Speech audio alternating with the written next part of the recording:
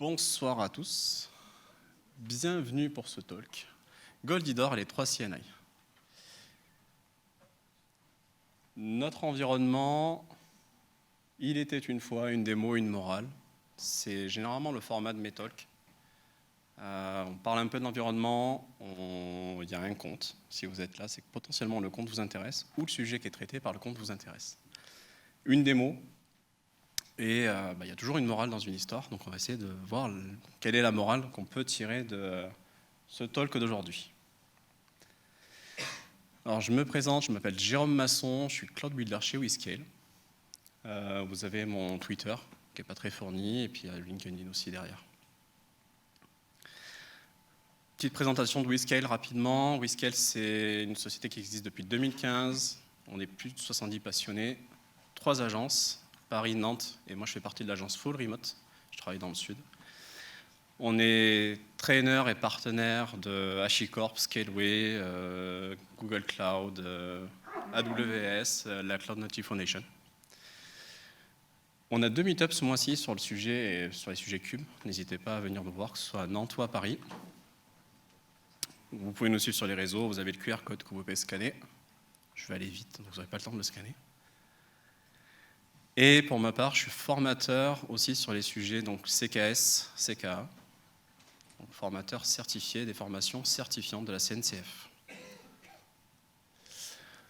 L'idée des talks, aujourd'hui avec moi, j'ai Captain Cube et Goldie, qui sont des peluches que mon fils a, que je lui ai offert quand il était encore dans le ventre de sa maman. Et l'idée de ces talks-là, la genèse de ces types de talks-là, c'était de dire comment je peux transmettre ma passion, qui est Kubernetes, à mon fils, qui était, quand ma femme est venue me voir un jour en me disant « Oh, je suis enceinte, ouais !» Mais comment je vais lui parler du boulot que je fais, sachant que j'arrive même pas à en parler à ma femme. J'arrive pas à lui expliquer, alors je sais pas pour vous, mais j'ai du mal à expliquer mon boulot, mon quotidien, sur Cube, le cloud. Qu'est-ce que tu fais toute la journée ? J'ai des shells sous les yeux. Donc voilà, comment je pouvais lui transmettre ça, ma passion et ma vie au quotidien. Du coup, ils sont avec moi. Je lui ai piqué ses doudous. Il en a plein d'autres, vous inquiétez pas. Il n'est pas malheureux. Donc sur la partie environnement, c'est moi qui vais vous la présenter, parce que Captain Cube n'est pas trop au fait de ces sujets-là. Je me suis parti sur un environnement de type AWS, parce que c'est un des clouds que je maîtrise un petit peu. C'est un de ceux que je préfère aussi, donc pour le moment, voilà, c'est du AWS. Pas de parti pris là-dessus, c'est juste une question de maîtrise pour vous parler du sujet qui m'intéresse. Le tout provisionné avec du Terraform et en fait Kubernetes en ligne sous-jacente, parce que c'est un des sujets que j'adore depuis des années. Et l'idée, c'est de dire, je vais prendre Terraform, je vais déployer du Kubernetes managé sur AWS. Et ça va me servir de trame de fond pour l'environnement de lab test que j'ai produit. Si on rentre un peu plus en détail dans ce qui a été fait, on a du Terraform, ici, du AWS, ça c'est pour la partie cube, donc 3 clusters qui sont déployés avec cette stack-là. Du Bash, un peu de Helm, très très peu. La petite appli qu'on va peut-être voir ou pas, ça dépendra de la vélocité, de ma vélocité de vous présenter tout ça et de la partie démo. L'idée, c'est d'installer tout ça avec Helm, de faire de la config, de la mise en place. Bon, ça, c'est les basiques. Et puis finalement, derrière, le bench de 3 CNI, ou plutôt, qu'est-ce qu'il faut regarder quand on aborde le sujet des CNI. Pour ceux qui, si vous êtes là aujourd'hui, peut-être que vous savez ce que c'est, peut-être pas. Une CNI, c'est l'interface réseau, c'est le pilote, le plugin qui permet de gérer vos interfaces réseau dans vos environnements Kubernetes. Voilà, on est tous au même niveau. Maintenant, par défaut, quand on fait du service manager, on n'a pas envie de se préoccuper de ces sujets-là. Et donc l'idée de ce talk-là, c'était de dire finalement, quel est l'impact de mon infrastructure sur mes choix, ou inversement. Et finalement, on va parler de 3 sujets assez simples, ou pas. La MTU, donc le Maximum Transmission Unit, le chiffrement, donc comment sécuriser vos communications internes ou interpods, et éventuellement on parlera VPN, réseau étendu et service mesh. Finalement, l'idée derrière tout ça, c'est quoi ? C'est de retirer les adhérences que je peux avoir dans mon environnement. On dit souvent, je vais sur du service manager parce que c'est cool, ça pilote tout, mais on a des adhérences et on veut potentiellement les enlever. Première adhérence que moi j'ai voulu retirer dans mon environnement, en from scratch, c'était le nombre de pods et le nombre maximum de pods par nœud, qui a une limitation particulière sur AWS. Je vous inviterai à lire la doc. Mais sur AWS, vous avez des limitations sur le nombre de pods nativement par nœud que vous pouvez déployer. Et finalement, le choix de la CNI, l'idée aussi, c'est de se dire, à un moment donné, si je vais sur Amazon et que j'ai une CNI particulière qui est vendor lock-in d'Amazon, comment, quand je vais aller sur du GKE, donc Google, ou du AKS Azure, comment je vais pouvoir adresser ce sujet-là, et comment je peux avoir une CNI finalement qui serait la même de partout et qui m'éviterait d'avoir des confs différentes, quels que soient les environnements. On rentre dans le dur. Définition. MTU, Maximum Transmission Unit. Quand vous faites du conteneur, vous avez des interfaces virtuelles. Ça veut dire quoi? Ça veut dire que vous avez la carte réseau physique de votre machine qui va être découpée ou sous-découpée ou virtualisée pour vos environnements conteneurisés. Et finalement, vous avez plein d'overheads qui vont être générés pour que votre trame se passe bien. Ok, c'est de l'IP, c'est assez basique, on ne s'en préoccupe pas forcément. Mais gardez à l'esprit que quand vous faites de la communication réseau dans votre cluster Kubernetes, cette EMTU-là va conditionner le nombre de trames que vous allez avoir pour récupérer votre information sur votre API. Dans l'exemple qui nous intéresse, ma petite Goldie qui est là, ma petite Goldie d'or là, en fait, en bleu, j'ai la trame utile, donc la data qui passe sur ma trame, sur la taille de ma MTU. En rouge, c'est l'overhead. Mais en fait, vous voyez que ma petite image, elle est un peu trop grosse, donc elle va être coupée en 2, ou en 3, ou en 10, ou en 100, en fonction des tailles de MTU, ce qui va générer de l'empreinte système, ce qui va générer du trafic, ce qui va générer du CPU, de la RAM. Et au final, derrière, je vais me retrouver avec une dernière trame qui va avoir une certaine taille.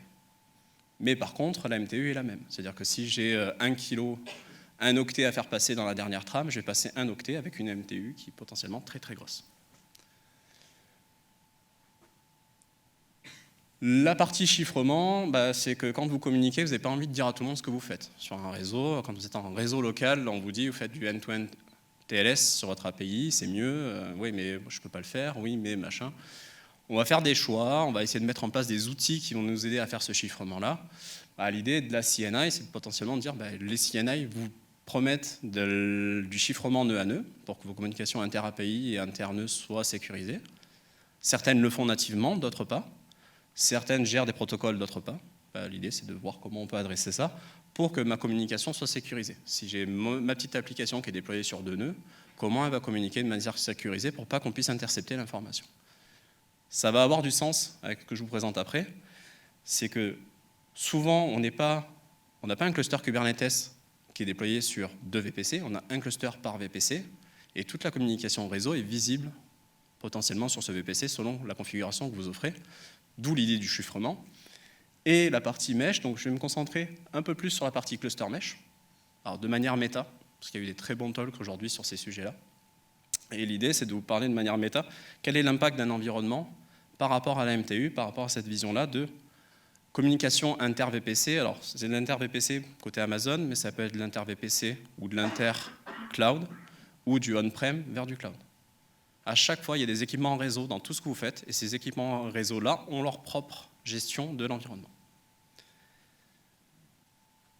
Maintenant que je vous ai bien embêté sur tout ça, et qu'on a à peu près tous le même niveau de connaissance sur ce qu'est une MTU, c'était l'objectif du talk, de dire voilà, la MTU c'est ça. Maintenant, on va laisser place à KTMCube. Alors je suis désolé, je suis très mauvais pour raconter les histoires, même si j'en raconte beaucoup, mais on va essayer. Il était une fois, tout près d'une forêt, vivait une petite application. Elle avait de jolis cheveux longs et bouclés, et tout le monde l'appelait Goldie d'or. Dans la forêt vivaient 3 ours réseautés. Papa ours Calico, maman ours Tréa et l'ourson Psyllium. Chacun d'eux avait ses spécialités, et un jour ensoleillé, ils décidèrent d'aller se balader. Notre petite application curieuse, se baladant près de la forêt, vit les 3 clusters. Je ne sais pas où aller aujourd'hui. Et si je visitais les clusters ? La première chose qu'elle vit en arrivant, sur son chemin, se trouvaient 3 soupes de MTU.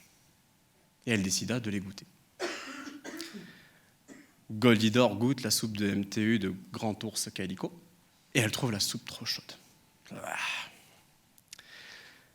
Goldidor goûte la soupe de MTU de maman Andrea et elle trouve la soupe trop salée.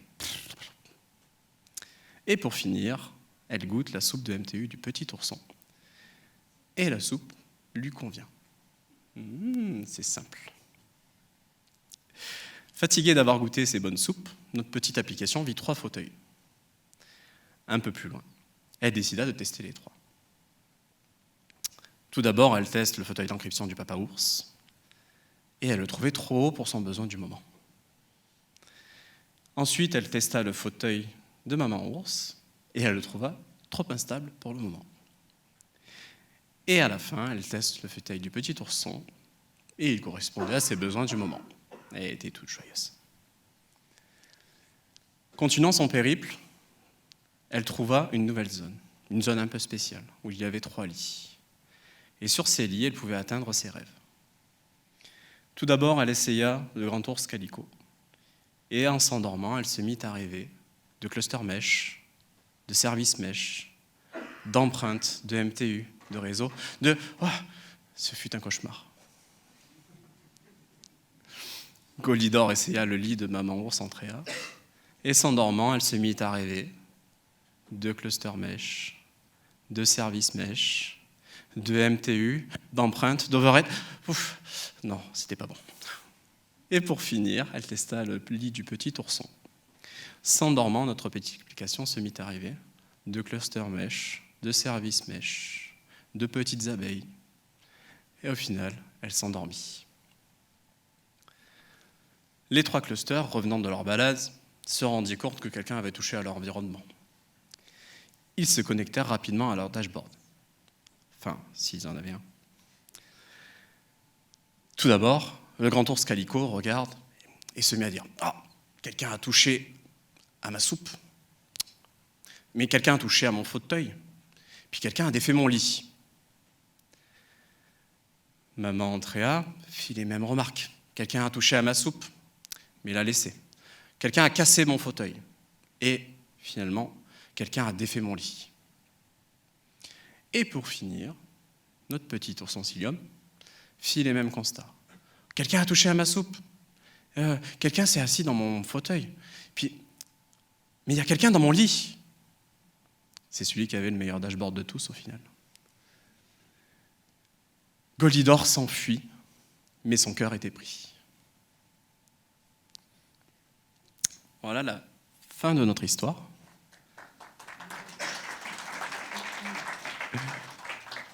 Comme vous l'aurez compris, je suis orienté Calico sur ce talk, mais pour les besoins du lab, j'ai quand même testé les 3 CNI. Donc je vais volontairement vous faire un focus Calico sur la démo. Ce n'est pas un parti pris complètement, dans le sens où j'ai vraiment testé les 3 et j'ai voulu jouer avec les 3 dans les mêmes conditions. Un cluster EKS, du Terraform, et comment en fait cette mise en œuvre-là en fait, avait de l'impact sur l'overhead, la MTU, la fameuse MTU dont je vous parlais tout à l'heure, et comment l'installation aussi se passait. Donc c'est un focus Getting Started++, avec une autre vision de dire c'est quoi la MTU, quel est son impact et finalement pourquoi je regarde ça. Alors je sais que c'est un sujet un peu particulier, on ne parle pas souvent de MTU, mais nous on va en parler aujourd'hui. Sur la partie Calico, tout ce qu'on a besoin de retenir finalement, c'est le CDR que je fournis à ma configuration. Il y a un dépôt Git qui sera ouvert d'ici la fin de la semaine, avec toute la stack Terraform qui m'a servi à mon lab, toutes les installations des 3 CNI, avec toutes les lignes de commande qui ont été jouées pour reproduire le lab, sachant qu'on est sur un cluster Terraform qui est relativement prod-ready. Il y a quand même besoin de lab, donc il y a des choses qui ne sont pas bonnes dedans, notamment l'API qui est ouverte sur Internet. Donc il y a un contrôle qui est fait sur mon user avec des droits spécifiques dans l'environnement, mais on n'ouvre pas, on n'expose pas son API Cube sur Internet, sauf si on a des besoins très spécifiques et très précis, mais généralement on ne le fait pas. Donc sur Calico, au final, quand j'installe l'environnement EKS, donc je démarre un pod qui me permet de tester la MTU. Simplement, je récupère en fait avec un IPA, donc j'affiche mes interfaces réseau. Je fais un grep, donc j'extrais l'interface du conteneur et il me sort l'interface qui n'est pas une interface virtuelle, mais pourtant c'est un cluster EKS. Et tout à l'heure, je vous ai dit qu'il y avait une interface virtuelle sur des pods quand on était dans Cube. Ce n'est pas le cas en fait avec la VPC CNI, donc la CNI réseau qui est fournie nativement par EKS quand vous déployez un cluster.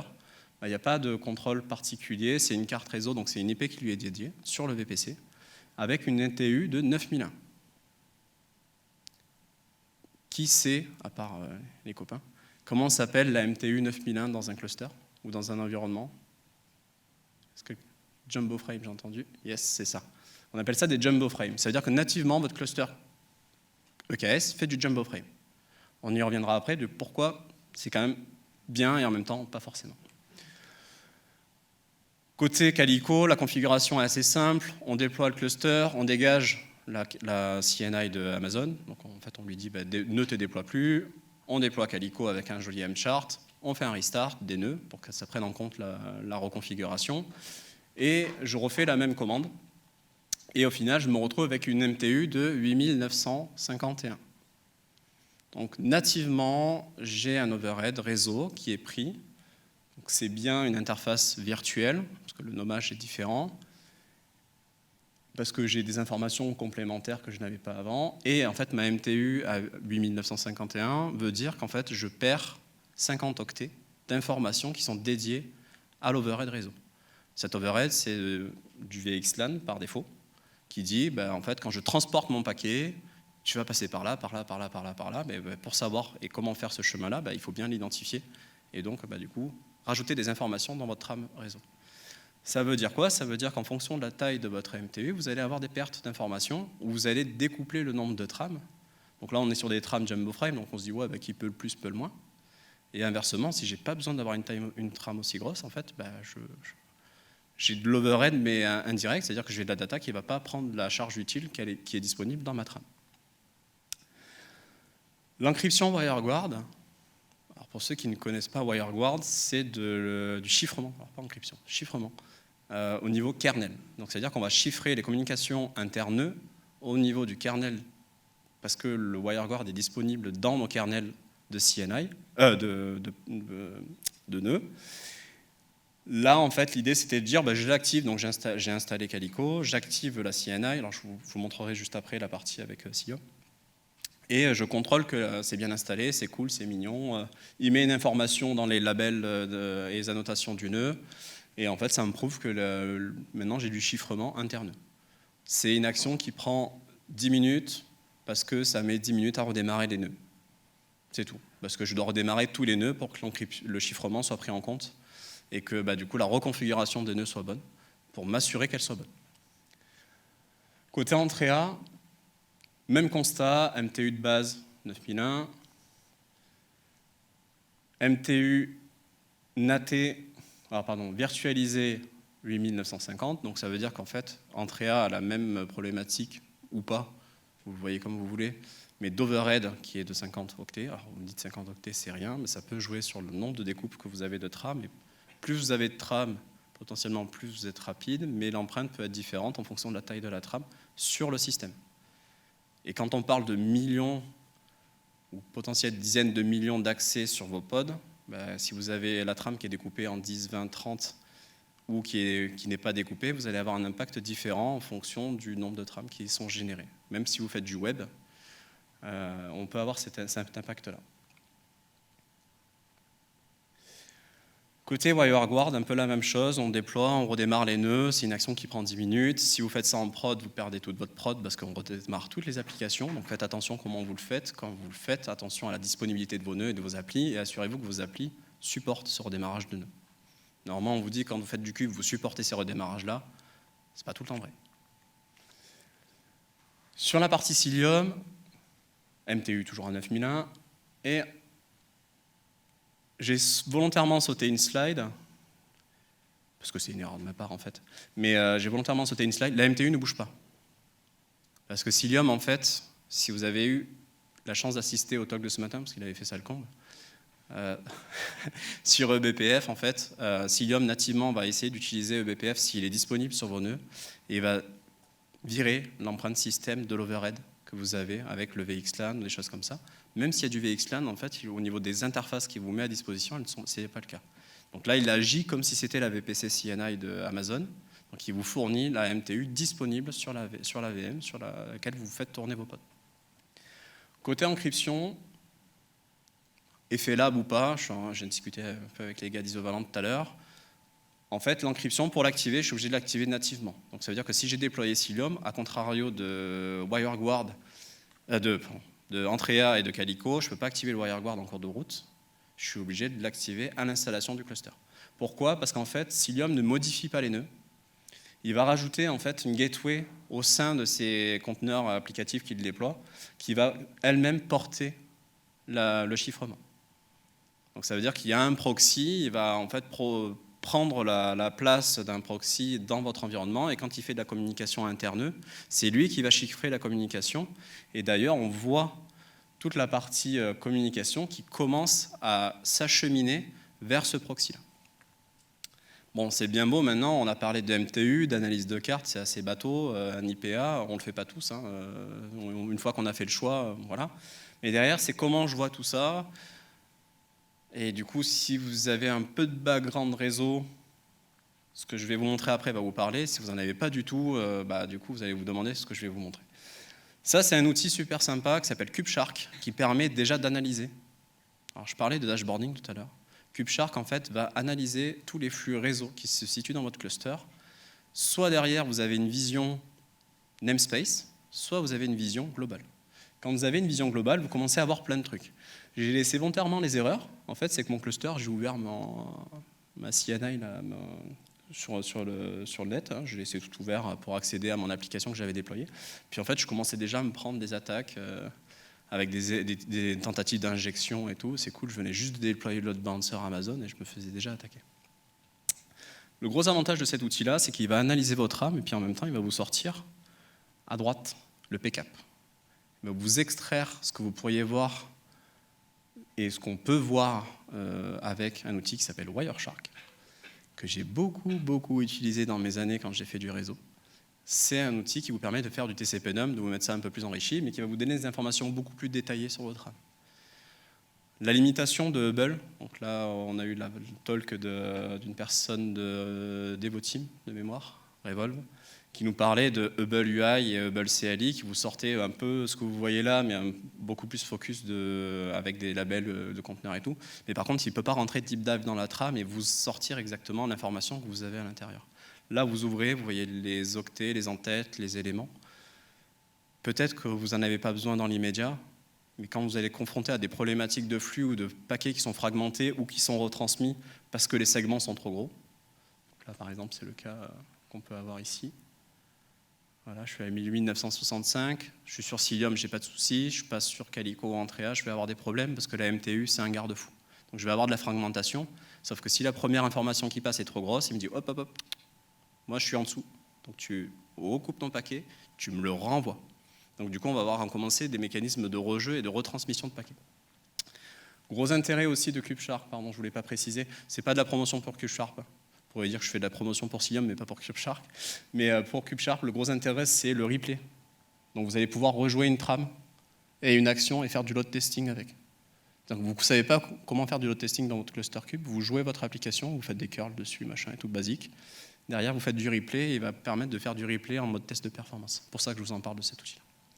Ça m'a servi en fait à analyser mon environnement et à faire des tests, à sortir des dashboards et finalement à sortir des graphes avec le node exporter. Pour le coup, la métrique a été pour moi la plus pertinente dans Grafana, c'était le node exporter.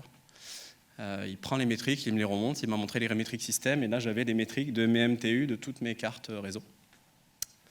Que ce soit les informations côté Cilium ou les informations côté machine. Donc j'avais des informations et on voit du coup les empreintes et les informations de nos MTU et après plus tout ce que le node exporter est capable de nous exporter. Côté Cilium, ce qui est vraiment cool, et si j'arrive à vous le déployer, on va le voir, c'est le Hubble UI. Donc c'est un petit UI que vous pouvez installer, qui vous fait un port forwarding, donc il va installer une sorte d'appli temporaire, il va vous monter un tunnel sur votre machine, et il va nous sortir de l'information sur ce modèle-là. Le gros intérêt, c'est que si vous respectez les standards des labels Amazon, je suis fatigué, Amazon, CNCF, Kubernetes, donc le pod labeling et ainsi de suite. Il va vous extraire l'information et c'est pas moi qui ai nommé ça. Ça a été extrait des informations que j'avais mis dans mes labels. Donc en fait, j'avais rien à faire. Le logo, c'est moi qui l'ai mis, j'avoue, mais j'ai rien eu à faire d'autre. C'était tout pour la démo papier. Et on va passer à la démo avec un shell. Donc du coup, j'ai déployé le cluster EKS parce que sinon c'est super long. Alors super long, tout est relatif, mais pour un talk c'est super long, 15 minutes à attendre que le machin se déploie. Il aurait fallu que je le fasse au début du talk. Mais comme je parle trop, c'est pas possible. Donc l'idée, j'ai mon environnement qui est disponible. Je suis connecté à mon environnement Amazon. Je vais quand même vérifier que je suis bien connecté, ce qui n'est pas le cas. Hein. J'ai fait des démos à chaque fois. Hop.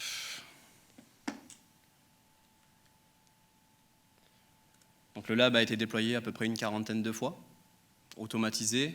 Et en termes de CI, en fait, maintenant, je peux switcher de CI et déployer mon environnement avec mes commandes et mes environnements. Donc là, je suis bien connecté. Et ben, j'ai plus qu'à, donc je vais vérifier que je suis bien sur mon cluster EKS. Ici. OK. Moi, j'ai joué les premières commandes, en fait, ce matin. J'ai pris large, quand même, pour déployer l'infra. L'infra prend 15 minutes à peu près à être déployée. Donc là, ce que je fais, c'est que j'ai des commandes qui sont un peu surchargées avec un outil que j'utilise pour me connecter à mon environnement cloud, parce que voilà, c'est comme ça. Là, ce que je fais, c'est que je récupère la configuration de mon cluster, parce que comme je le détruis, je le reconstruis à peu près tous les jours en ce moment. Tous les jours, je suis obligé de rejouer ces commandes-là pour mettre à jour mon fichier de connexion. Et une fois que je suis connecté, en fait, je vais pouvoir jouer avec K9S. Alors pour ceux qui connaissent, c'est un outil super fun, et pour ceux qui ne connaissent pas, je vous le conseille si vous faites du cube. C'est une sorte de CLI en mode shell pour accéder à votre environnement cube, et ça va faire une sorte d'enrichissement de l'information. Donc là, vraiment, j'ai un cluster from scratch. Comment je le vois? J'ai les AWS nodes. Donc AWS node, c'est la VPC CNI d'Amazon. J'ai les corps DNS, donc la partie DNS de mon cluster cube, et les cubes proxy qui permettent le routage natif. L'idée de l'installation ici, et quand on fait du Calico de l'entrée A, je suis obligé moi-même d'aller manipuler la partie VPC CNI en disant « te déploie pas » ou désinstalle-toi. C'est un peu le truc relou de ces installations-là. Alors moi, je trouve ça relou parce que j'ai envie que ça aille vite et j'ai pas envie de me prendre la tête. Même si je vous parle de MTU et de CNI aujourd'hui, on n'a pas envie de faire ça toute la journée. Dans l'idée, c'est Cilium que j'ai retenu pour la démo. Pourquoi? Parce qu'en fait, Cilium, c'est une installation qui est assez simple. Je peux déployer l'application, comme ça je pourrais vous la montrer par la suite. Je vais lui laisser le temps de se jouer et de se présenter. Si je passais en mode présentation, c'est cool.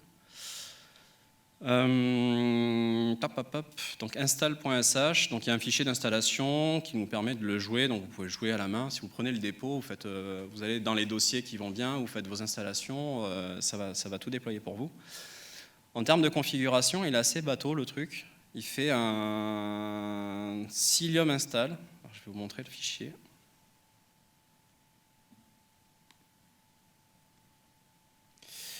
Hop, il est là, je vais le retrouver, je suis désolé, j'ai oublié de l'ouvrir.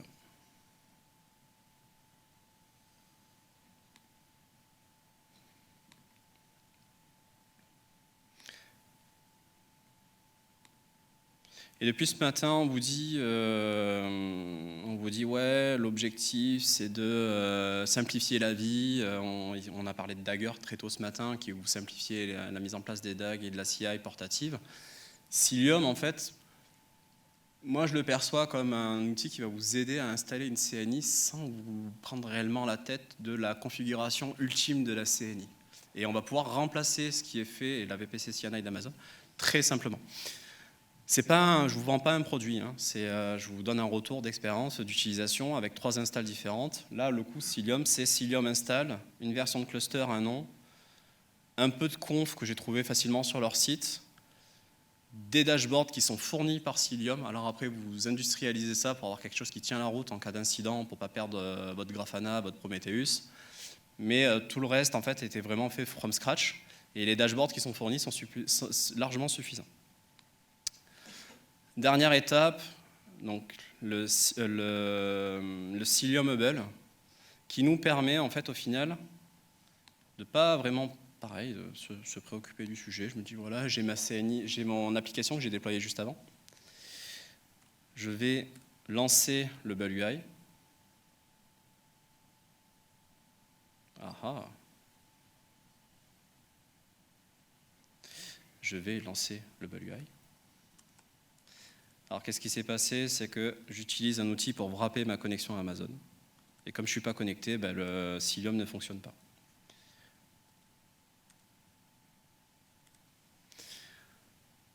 Donc là, je lance ma connexion. En fait, il émule ma commande kubectl. Donc il va se baser sur mon fichier kubeconfig pour se connecter au cluster et faire des actions. Il va activer l'UI. J'ai mes namespaces qui apparaissent. Donc vous voyez que j'ai quasiment rien sur ce cluster. C'est vraiment un cluster de lab et de test. Par contre, j'ai mon application qui tourne. Hop. Et je vois que j'ai le kubestate métrique qui est actif dans le cluster. J'ai le node exporter. J'ai le BuzzyBox test. Mais je n'ai pas mon appli. Bon, on va la redéployer.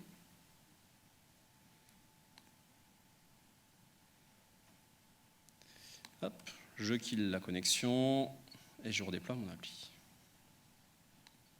Hop, hop, hop, hop, hop. Ici.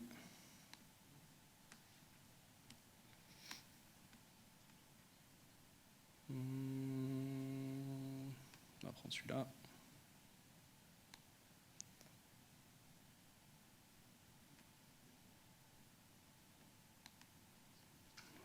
J'ai fait les mêmes tests pour le chiffrement avec WireGuard et autres, et en fait, au final, la seule chose que j'ai eu à faire, c'est le problème que j'ai eu, mais comme je dis, c'est parce que je suis en mode lab, peut-être pas sur la bonne version de Cilium, pas la plus à jour, j'ai pris la version 1.13 pour le test. Mais dans l'idée, j'ai les scripts d'activation de l'encryption, on voit tout de suite les informations apparaître, il y a des labs qui sont pas mal fournis là-dessus. Et au final, je me retrouve avec toujours mes empreintes d'MTU qui sont à 9001. Donc pour moi, en tant que COPS, je me dis, bon ok, j'ai pas trop d'empreintes système sur mon environnement et c'est cool. Ça veut dire que potentiellement, je vais avoir ce que j'ai. Bon, maintenant, on va challenger cette MTU à 9001 côté EKS et finalement, pourquoi ça peut poser des problèmes. Je vais pas vous faire la partie cluster mesh parce que sinon, il me faudra un talk de 3 heures. Parce que je parle beaucoup et parce que je suis lent dans mes démos. Mais dans l'idée, finalement, il y a une morale derrière tout ça. Pourquoi je vous ai bassiné avec la MTU, malgré que je m'évertue à dire que Cilium est top, qui nous simplifie la vie. Le Cilium install est top, le Cilium uninstall est top aussi, parce que du coup, il va désinstaller Cilium et remettre la VPC CNI en route. Donc au final, j'ai rien fait. Il faut redémarrer mes applis, mais jusque-là, l'empreinte, elle est quasi nulle. J'ai pas trop de pertes d'informations sur mon environnement et ça se fait relativement à chaud. Le gros intérêt de Cilium aujourd'hui, et Calico le fait très bien aussi, c'est de s'installer on top de la VPC CNI, donc vous allez pouvoir la tester, sans pour autant bénéficier de toutes les fonctionnalités avancées que pourrait vous offrir Cilium en CNI pur, mais par contre avec beaucoup de fonctionnalités, cluster mesh, load balancer BPF, service mesh et ainsi de suite. Finalement, quand on regarde un environnement Kubernetes, on a toujours les fameux 4C, un environnement cloud Kubernetes, 4C à regarder, votre cloud, votre cluster, votre conteneur et votre code. Comment j'adresse ces sujets-là? Donc souvent à la fin de mes talks, j'ai cette map-là, et puis j'adapte en fonction des outils que je vais avoir en face. Là, je suis sur des sujets qui sont plutôt orientés réseau, donc on va parler de MTLS, de service mesh, de network policy, de chiffrement. Ouais, mais bon, ok, ça ne répond pas à la question de pourquoi je vous ai bassiné avec la MTU au départ. En fait, la MTU, ça pose une problématique. J'ai fait un focus EKS pur pour ce talk. Comme je dis, c'est un sujet que je maîtrise un peu mieux. Puis la première chose que j'ai découvert, peut-être parce que je suis un newbie, c'est ok, par défaut, c'est du 9000 en jumbo frame. Ok, cool. Et pourquoi? Pourquoi, quand on provisionne un cluster EKS, c'est du 9000, c'est un cube. Selon ce que vous faites dedans, vous n'avez pas besoin d'afficher et d'avoir des trames aussi grosses. Si vous faites de l'API pure, selon la taille des réponses de votre API, pas besoin. J'ai travaillé dans le monde du bancaire, on faisait des paiements par carte bancaire, on n'avait pas besoin d'avoir des trames de 9000, ça ne sert à rien. Et surtout que ça va créer une empreinte qui est trop forte au niveau des équipements et des systèmes. Sachant que tous les équipements réseau, souvent, même quand on est sur du legacy, ils sont souvent en 1500 d'MTU. Ils ne sont pas en 9000. Donc du coup, c'est bien beau d'avoir du 9000, mais ça veut dire que tout l'environnement Amazon, c'est du 9000 alors? Ben non. Non. MTU d'une transit gateway, c'est-à-dire que vous connectez votre cluster on-premise, vous faites de la connexion inter-VPC un peu propre. Ah non, c'est une MTU à 8500.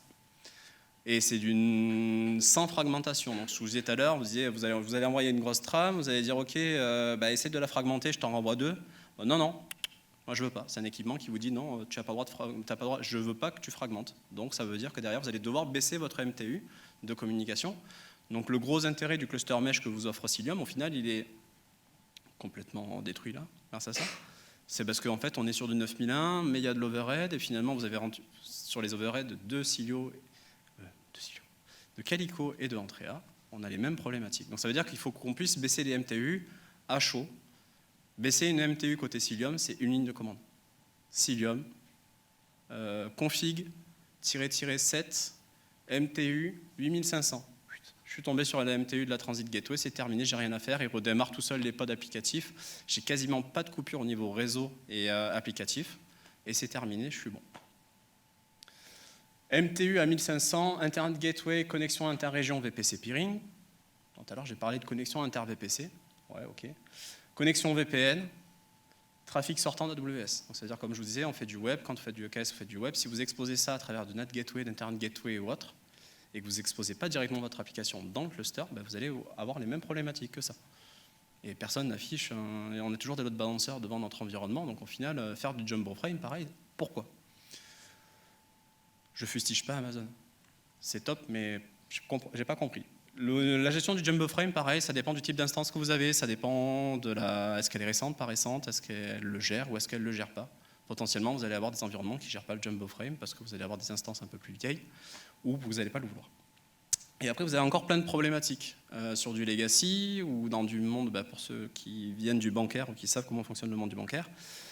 Niveau kernel, on n'affiche que on n'active comme module que ce dont on a besoin. Si je n'ai pas besoin de l'IPv6, je le désactive. Si je n'ai pas besoin du chiffrement WireGuard, je le désactive. Si je n'ai pas besoin de l'EPPF, je le désactive. Et ça veut dire que derrière, vous avez beau avoir une CNI qui fait tout, pour le coup c'est cool d'avoir Calico, Cilium qui font tout pour nous. Si vous n'êtes pas au courant que vous avez ces kernels-là qui sont désactivés sur vos environnements, votre CNI elle ne démarrera jamais, elle va planter, vous allez avoir des erreurs qui vont popper dans tous les sens et vous n'allez pas comprendre tout pourquoi. Cilium essaye de s'adapter. Il va arriver à faire du chiffrement WireGuard d'une manière différente, où il va injecter un module Go pour faire du chiffrement. Donc il ne va pas forcément se baser que sur le kernel pour le faire, ça c'est cool. Mais ça veut dire que vous allez créer et rajouter des empreintes sur votre environnement.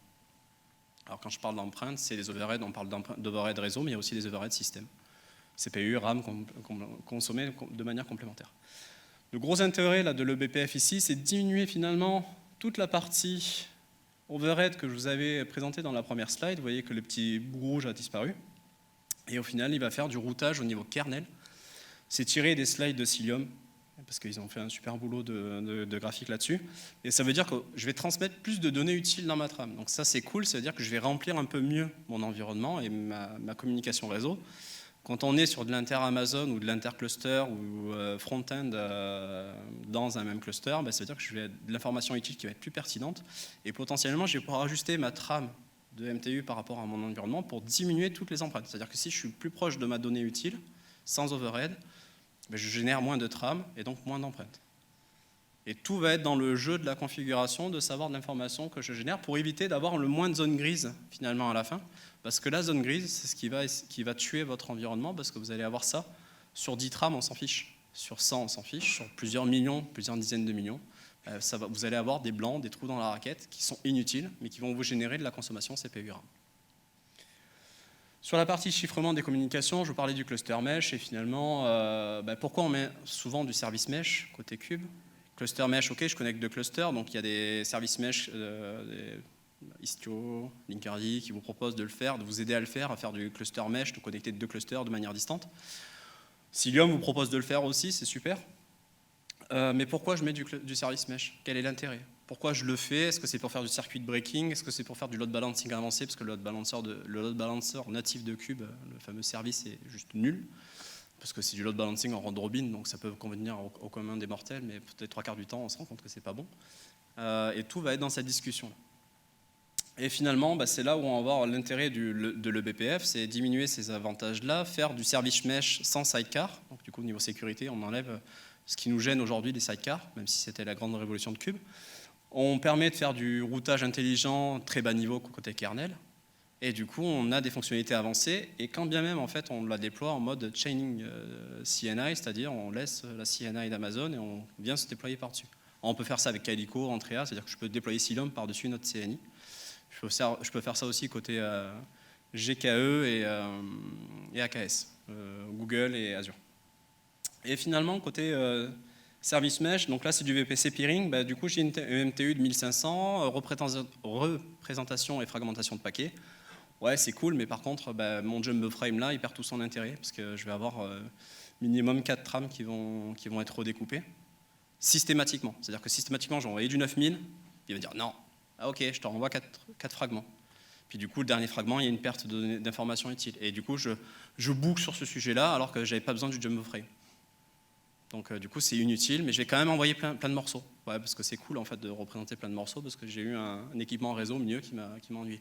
Le MTU 1500, comme je vous disais, c'est vos routeurs dans votre entreprise. Sur vos data centers on-prem, les 3 quarts du temps, c'est du 1500. Vos VM on-prem, les 3 quarts du temps, c'est du 1500. Google et Azure ont pris le parti de laisser la MTU à 1500, qui est une MTU par défaut. Et la Transit Gateway, de dire oh, ok, je vais connecter mon on-prem, mon cluster, intercloud, machin et tout, avec la Transit Gateway, ben on a de la MTU, par contre qui est fixe. Donc là, il n'y a pas de fragmentation. Et vous allez avoir une problématique d'archi et de fragmentation. Et du coup, vous allez avoir des problèmes, vous n'allez pas comprendre, et vous allez vous énerver, et vous allez dire oh, c'est de la merde. Mais en fait, non, c'est juste un problème d'archi, parce qu'on ne l'a pas anticipé. De la doc, je passe vite, je crois qu'il me reste même pas 5 minutes. Donc je passe vite, c'est des docs, c'est récupérer des docs officiels Amazon, Calico ou autre. Et l'idée de tout ça, c'est que j'aime bien ponctuer mes talks comme ça. C'est que les 3 quarts du temps, quand vous avez des problèmes, ben, vous êtes le problème, parce que c'est vous qui êtes entre le clavier et la chaise.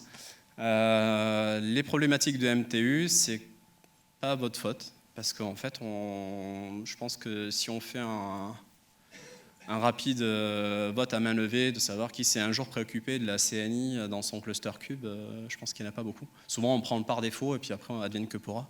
Et on va plutôt rechercher des fonctionnalités assez haut niveau, tout ce qui est network policies, cluster mesh, service mesh et autres, mais on ne va pas se focus sur la MTU et les problématiques que j'ai rencontrées tant que je ne les ai pas rencontrées. Et quand le jour où vous allez vouloir faire des archis un peu plus complexes de connexion inter-cloud, ou avec on-prem, cloud, hybride, machin, ben vous allez tomber sur toutes ces problématiques-là de MTU. Et c'était l'objectif du talk d'aujourd'hui.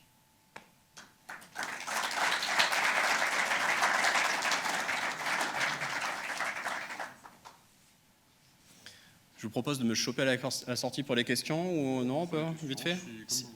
Ouais, moi, je suis pas pressé. Et s'il n'y en a pas... Ah, en haut.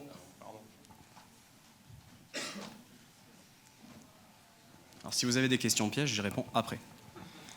Bonjour. Et en fait, j'ai pas vraiment de questions, c'est juste un remerciement parce que je pensais pas venir à Stoke pour voir véritablement ça, mais il s'avère que la semaine dernière, je me suis rendu compte que j'avais un problème de MTU sur la configuration de ma CNI avec du VPN WireGuard entre différents data centers, donc merci beaucoup. Ça va pas mal m'aider. C'est tout. Tu as de l'empreinte côté Calico qui fait du WireGuard ou du eBPF et qui fait quand même du VXLAN derrière et qui du coup a une overhead quand même à prendre en compte. Donc l'idée du lab, c'est aussi de vous dire quels environnements vous pouvez mettre et ça sert à rien de faire des vrais labs avec du 10 gigas, du bar métal et tout, parce que c'est pas la réalité de vos clusters. Donc n'hésitez pas à déployer de l'infra. L'avantage du cloud, c'est qu'on paye pour ce qu'on consomme. Là, le lab en soi m'a coûté peut-être $50. Bon, du moins, a coûté à Whisky $50. Mais c'est $50 pour un truc qui est quand même assez intéressant au niveau archi, et du coup, c'est quelque chose aussi qu'on transfère en interne. Donc, ça reste un point de vue intéressant. Pour $50, je m'évite des problèmes qui vont peut-être me coûter beaucoup plus cher chez les clients.